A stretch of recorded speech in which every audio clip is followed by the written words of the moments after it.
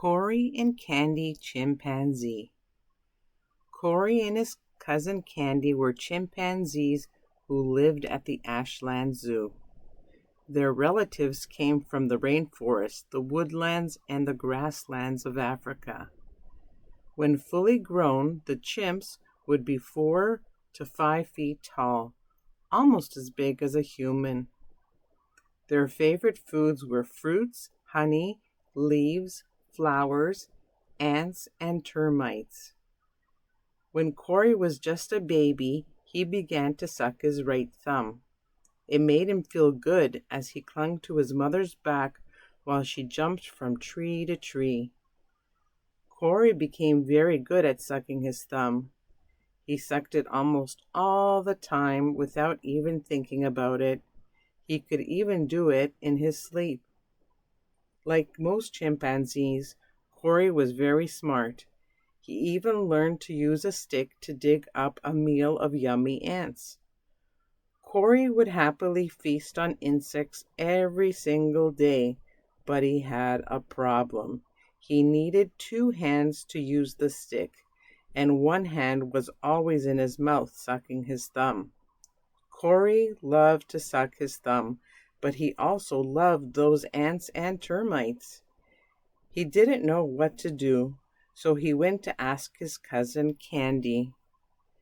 Candy listened sympathetically to Cory's tale, and as she listened, she nibbled nervously on her fingernails. Even after Cory finished speaking and sat sucking his thumb, waiting for her answer, Candy continued to bite her nails. Just then, Harry the Hypno-potamus began waddling along on his way home from a mud bath. Cory told Harry about his problem. "I want to quit," Cory said, "but I don't know how. I don't even know if I can. I've always sucked my thumb." "You could help yourself with hypnosis," said Harry.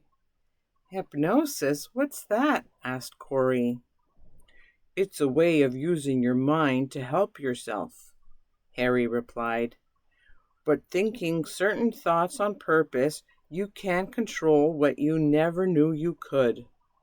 Harry gave his friend a great big hippo grin. "Let's go see Dr. Dan. He's the zoo veterinarian. He can show you how."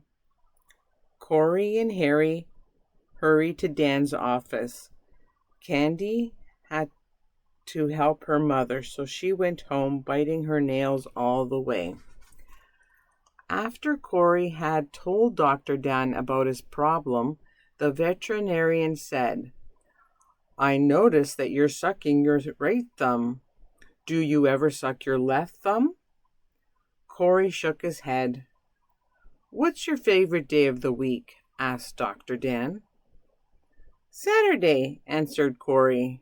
"That's when lots of visitors come to the zoo." "Here's what you can do," said Dr. Dan.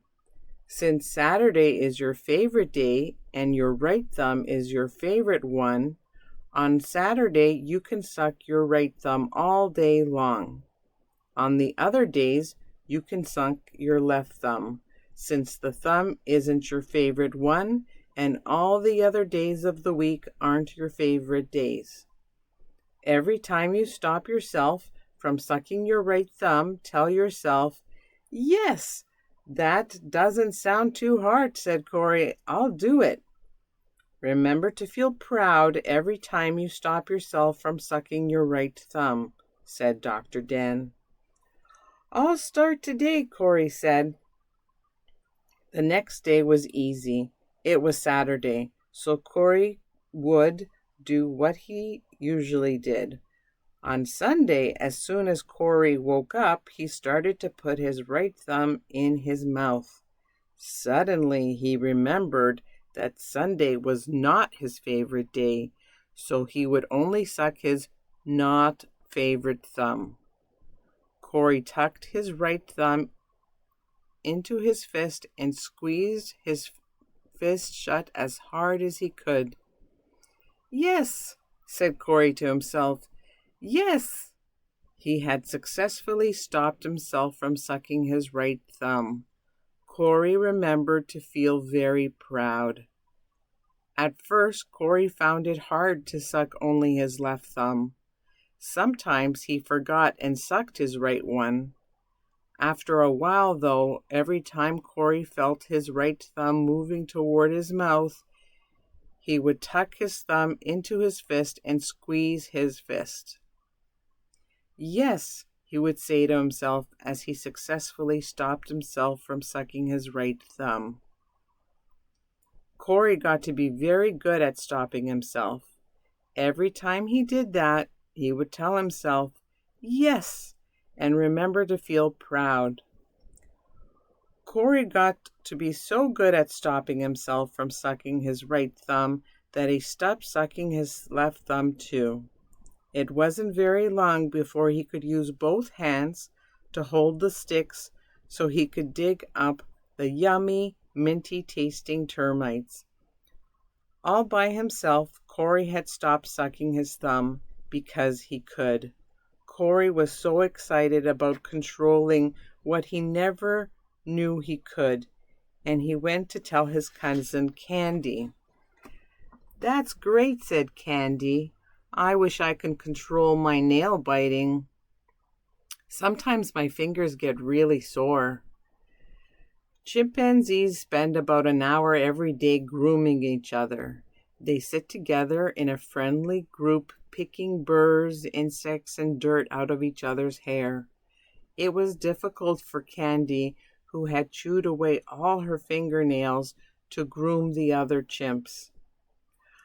"I wish I had long, beautiful nails like the other chimps," Candy said. "But I don't know how to stop biting my nails." "It's a habit," said Cory, "just like my thumb sucking. It's something you really do well. You don't even have to think about it." "Do you think I could ever stop?" asked Candy. "We could ask Dr. Dan," said Cory. "Let's go see him."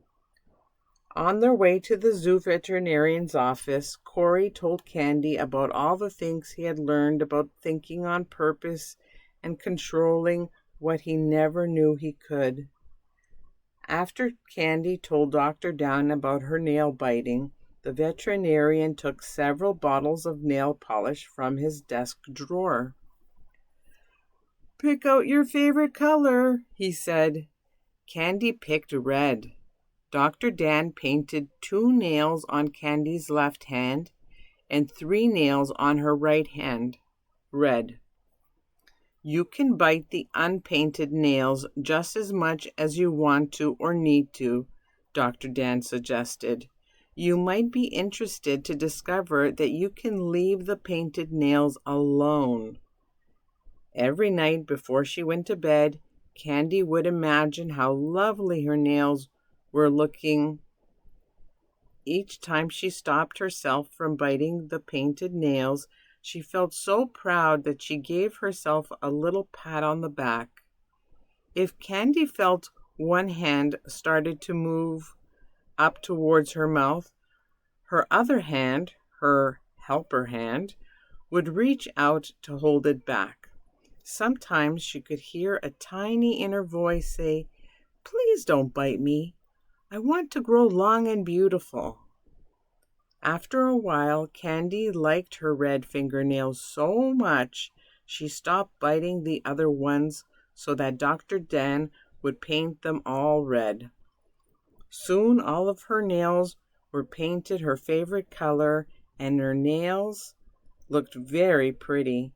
Candy, like Cory, had learned to control what she never thought she could, and it felt wonderful.